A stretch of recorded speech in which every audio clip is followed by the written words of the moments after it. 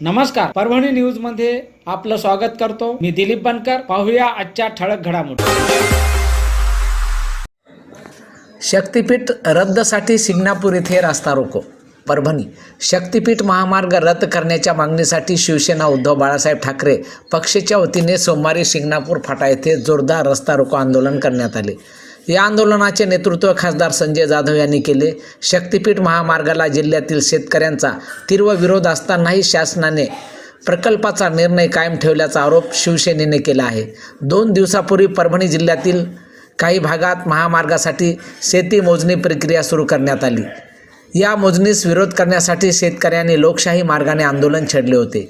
परभणी तालुक्यातील सहजपूर, जवळा तसेच सोनपेठ तालुक्यातील कोठाळा शिवार येथे आंदोलन करणाऱ्या शेतकऱ्यावर पोलिसांनी दडपशाहीची भूमिका घेत गुन्हे दाखल केल्याचा आरोप करण्यात आला आहे. महिला आंदोलकांवरही कारवाई करण्यात आल्याने संताप व्यक्त होत आहे. या पार्श्वभूमीवर पोलीस प्रशासनाची कारवाईचा निषेध नोंदवत शक्तीपीठ महामार्ग रद्द करण्याच्या मागणीसाठी शिंगणापूर फाटा येथे रास्ता रोको आंदोलन करण्यात आले. आंदोलनात जिल्हाप्रमुख रवींद्र धर्मे, गंगाप्रसाद आनेराव, कॉम्रेड माधुरीताई क्षीरसागर, स्वाभिमानी शेतकरी संघटनेचे जिल्हाध्यक्ष किशोर ढगे, प्रहार जनशक्ती पक्षाचे जिल्हा प्रमुख शिवलिंग बोधने, काँग्रेसचे युवा जिल्हाध्यक्ष नगरसेवक कॉम्रेड उद्धव शिंदे, कृषी उत्पन्न बाजार समितीचे सभापती पंढरीनाथ घुले यांच्यासह शेतकरी व महिला मोठ्या संख्येने उपस्थित होत्या. काल परभणी जिल्ह्यामध्ये जे महिलांवर अत्याचार झाला शक्तीपीठ महामार्गामुळं, आणि हे फक्त आपल्या राज्याचे मुख्यमंत्री फडणवीस साहेब यांच्या अट्टासापायी आज हजारो लोक संकटात आले, हजारो एकर जमीन संकटात आली. आणि सगळ्यात महत्त्वाची खेदाची बाब जर बोलायचं म्हणलं तर आपल्या परभणी जिल्ह्याच्या पालकमंत्री ह्या MSRDCच्या राज्यमंत्री असताना आणि पुन्हा त्याच्या पुढं परभणीच्या पालकमंत्री आहेत, आणि असं असताना महिला पालकमंत्री असताना इथं परभणीमध्ये महिलांवर अत्याचार झाला या भूसंपादनासाठी, म्हणजे ही शासनानं एकदम नीच पातळी गाठलेली आहे.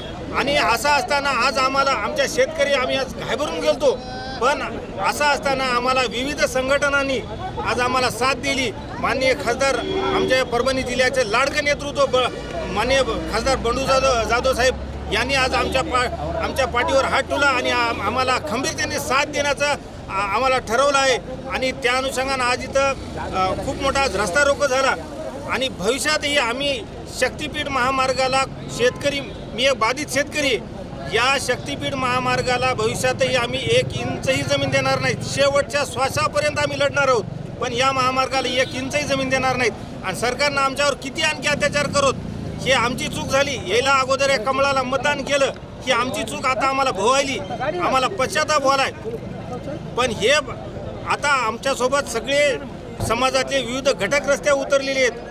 आम नागरिक म्हणून त्यांनी कालची घटना पाहिली आणि आमच्या मागं खंबीरपणे उभे आहेत. आता आम्ही एकटे नाहीत, अगोदर तरी एकटे होतो, आता आमच्यामध्ये बी 36 हत्तीचं बळ आले. त्याच्यामुळं आम्ही हे महामार्ग परभणी जिल्ह्यातून कदापि जाऊ देणार नाहीत. गेल्या 2 दिवसापासून हे जे भागामध्ये या ससपूरजवळ असेल, आणखी या भागातले विविध गाव असेल त्या ठिकाणी शक्तीपीठ महामार्गासाठी मोजणी चालू आहे. खरं म्हणजे हा शक्तीपीठ महामार्ग आपल्या जिल्ह्यातील लोकांना काहीच उपयोगाचा नाही. कोणाची मागणी नसताना, काही मूलभूत प्रश्न असताना ते प्रश्न सोडून शक्तीपीठाचा पुढे विषय येणं अत्यंत चुकीचं आहे. जमीन म्हणजे आम्ही आईसारखी जमीन सांभाळतो, आमच्या ह्या काळ्या आईला आम्ही धक्का लावू देणार नाही. कुठल्याही परिस्थितीमध्ये खासदार साहेबांच्या नेतृत्वात, आमच्या नेत्याच्या नेतृत्वामध्ये आम्ही या शक्तीपीठाला प्रचंड असा विरोध करणार. धन्यवाद. झाला पाहिजे हे रद्द करण्यासाठी आज शिंगणापूर फाटा येथे रस्ता रोको आंदोलन करण्यात आले. त्या 20 तारखेला जे शेतकऱ्यावर महिला बंधूंमध्ये अत्याचार झाला त्याच्या निषेधार्थ आज शिंगणापूर फाटा येथे रस्ता रोको करण्यात आला. त्या नेतृत्व परभणी जिल्ह्याचे लोकप्रिय खासदार संजय बंडू जाधव साहेब यांच्या नेतृत्वाखाली जात आहे. त्यामुळे सगळे शेतकरी बांधव इथे उपस्थित राहिले, सगळ्यांनी चांगला प्रतिसाद दिला. त्याच्यामुळं आज सरकारला इशारा देण्यात आला आहे की बाबा आम्हाला हे शक्तीपीठ महामार्ग नको, आमच्या जमिनीच आम्हाला राहू द्या, एवढी आम्हाला ह्या आंदोलनातून आम्ही इशारा दिला. धन्यवाद. हा जो शक्तीपीठ महामार्ग आहे वास्तविक पाहता याची काही एक गरज नाही. समांतर असा एक दुसरा रस्ता आहे, पण हे निवड मुख्यमंत्र्यांचं स्वतःच्या पक्षाला एक शेतकऱ्याला सुद्धा नागून धोरण करण्याचं धोरण सरण्याचं हे एक साधन म्हणून त्यांनी ह्या शक्तीपीठ महामार्ग तयार केलेला आहे. या शक्तीपीठाची खऱ्या अर्थानं काही गरज नाही. या शक्तीपीठामुळं ज्या ज्या भागातून हा शक्तीपीठ जातो, गावातून जातो, त्या गावाचा शिवार सगळा तुटतो. त्या शक्ती जाणाऱ्या ह्याच्यामध्ये केवळ रस्त्या जमिनीचा हा मुद्दा नाही, तर बाकीच्या सुद्धा शेतकरी सगळा शिवारसुद्धा त्याच्याकडून नुकसानीत येतो. आणि एवढा मोठा आता जो काही हा प्रकल्प केलेला आहे हा निवड गडचिरोलीमध्ये जे काही आता सगळं जंगल तिथं उद्ध्वस्त करून जमिनीच्या पोटामध्ये जे काही नैसर्गिक साधन संपत्ती आहे ते गोव्याला पाठवण्याच्यासाठीची सगळी सोय आहे. ही देश पातळीवरचं सुद्धा आत्ताचा यांचा जो विकासाच्या नावाखाली सगळं चाललं आहे, मोठमोठे रस्ते बनवणं, पुलं करणं, भद्र बांधणं आणि बुलेट ट्रेन करणं, याच्यापेक्षा दुसरा विकास काही या लोकांचा नाही. आणि या विकासाच्या नावाखाली शेतकऱ्यांच्या जमिनी हडप करायच्या, कमी मोबदल्यामध्ये जमिनी घ्यायच्या आणि त्याच्यामधून स्वतःचे गुत्तेदार सरकार याने सगळं तुंडी भरायची आणि त्या निवडणुकीची सगळी तयारी करायची. या रीतीचा हा मार्ग आहे. त्याच्या निषेधार्थ काल 2 दिवसाखाली या ठिकाणी सहजपूर जवळा येथे अत्यंत अन्याय अत्याचार शेतकरी समाजावर केला, त्यांच्या महिलाच्यावर केला, महिलाला फटफट ओढण्याचा प्रयत्न झाला. त्याच्या विरोधात हा इथं या ठिकाणी आता एक रस्ता रोकोचा कार्यक्रम झाला आहे. महाराष्ट्रामध्ये हा रस्ता रोकोचा कार्यक्रम आज होतो आहे. ते आता या ठिकाणी सरकारनं जर नाही याची नोंद व्यवस्थितपणानं घेतली, येत्या 4 तारखेला प्रचंड मोठा मोर्चा कलेक्टर ऑफिसवर निघणार आहे. आणि जर नाहीच काही झालं तर सातत्याने हे आंदोलन चालू राहणार आहे, अशी आता या ठिकाणी सगळ्या संयुक्त कृती समितीच्या वतीनं शेतकऱ्यांनी एक असा घेतलेला निर्णय आहे. धन्यवाद. सहभागी व्हायचे. जोपर्यंत या शेतकऱ्याच्या मागण्या आहेत, या समृद्धी नाही, हा शक्तीपीठ महामार्ग रद्द होणार नाही, तोपर्यंत आम्ही गप्प बसणार नाही. ही आमची भूमिका असणार आहे. आज आम्ही बघितलं असेल त्या समृद्धी महामार्गाला ज्या शेतकऱ्यांनी जमिनी दिल्या, त्याच्या शेतकऱ्याच्या शेजाऱ्याच्या जमिनी सुद्धा वाट लागली आहे. अहो, त्या नदीच्या काठ सुद्धा धोक्याची जी पातळी आहे ती सुद्धा खरडून दिली त्या गुत्तेदारानं. तो गुत्तेदार गुजरातचे मॉन्टो कार्लो 2-4 नमुन्याचे आहेत.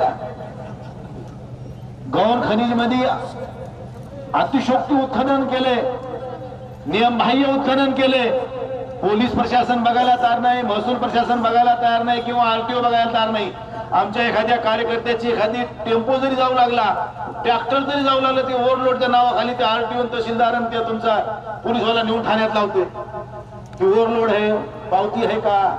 त्या गोंदियावरून आमचे एवढे मोठाले माल वाहतूक करणाऱ्या गाड्या रेती धरून यायल्यात, त्याला कधी पावती विचारली नाही, ओव्हरलोड आहे का विचारलं नाही. हे गौण खनिजवाले 22 टायरच्या गाड्या आमच्या शहरातून दिवसा ढवळ्या मटेरियल काढायला लागलेत, घेऊन चाललेत, त्याला कधी पावती विचारली नाही. म्हणजे एवढं आमचं महसूल प्रशासन आणि पोलीस प्रशासन या शासनाच्या दबावाखाली काम करते. मला त्याची कीव वाटते. अरे 100 दिवस शेळीचं जगण्यापेक्षा 1 दिवस वाघासारखं जगा, असं आमचे बाळासाहेब वंदनीय शिवसेना प्रमुख बाळासाहेब ठाकरे बोलायचे. माझी तुम्हाला विनंती आहे साहेब, चुकीचं असेल तर तुम्ही चुकीचं म्हणा, ती माझ्या कार्यकर्त्याची असेल, माझी जरी असली तर चूकच असेल, त्याच्यावर तुम्ही कारवाई करायला आमचा कधी तुम्हाला नकार असणार नाही. परंतु तुम्ही जी चूक आमच्यावर दाखवून आमच्यावर कारवाई करता, त्या चुका तुम्ही उघड्या डोळ्याने ह्यांच्या सुद्धा बघू नका, त्यांच्यावर सुद्धा कारवाई झाल्या पाहिजे, ही माझी मुख्य मागणी असणार आहे. मग बाकीचे तुपाशी ना आम्ही उपाशी.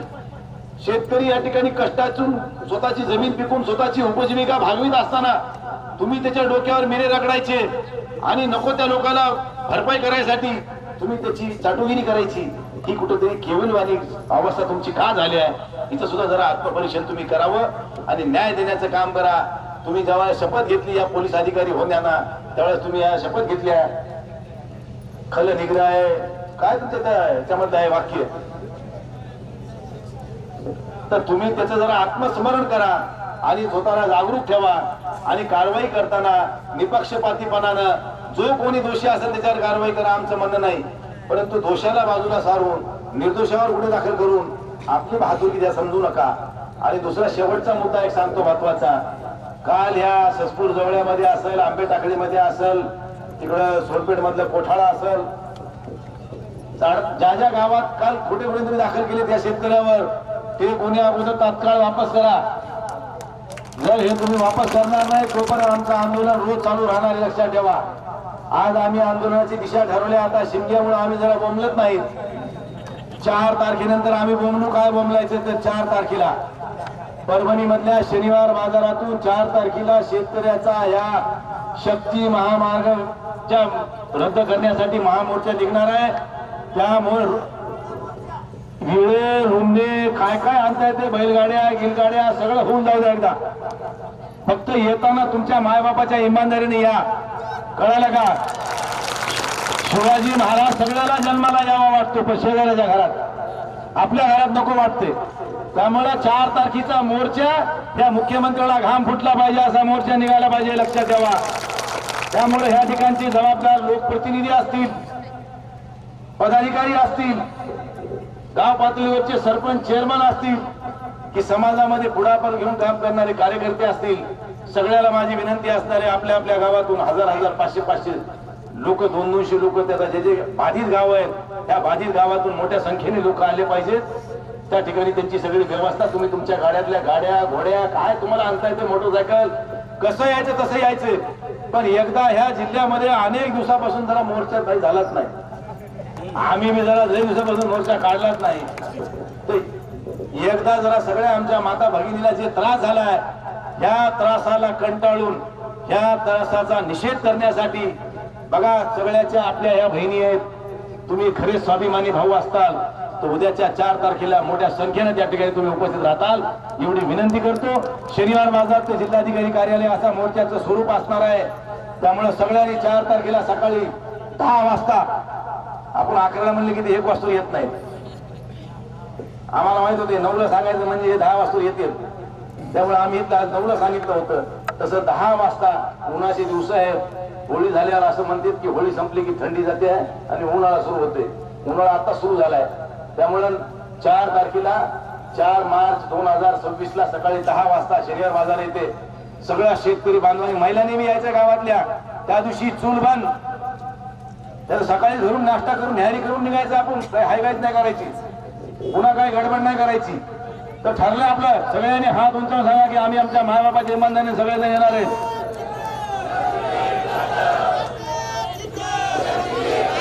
शक्तीपीठ महामार्ग रद्द शक्तीपीठ महामार्ग रद्द. कोण म्हणतो होत नाही कोण म्हणतो होत नाही.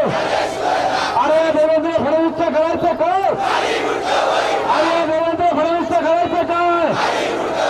शेतकऱ्याच्या मळावरचं लोणी खाणाऱ्या सरकारचा शेतकऱ्याच्या मळावरचं लोणी खाणाऱ्या सरकारचा.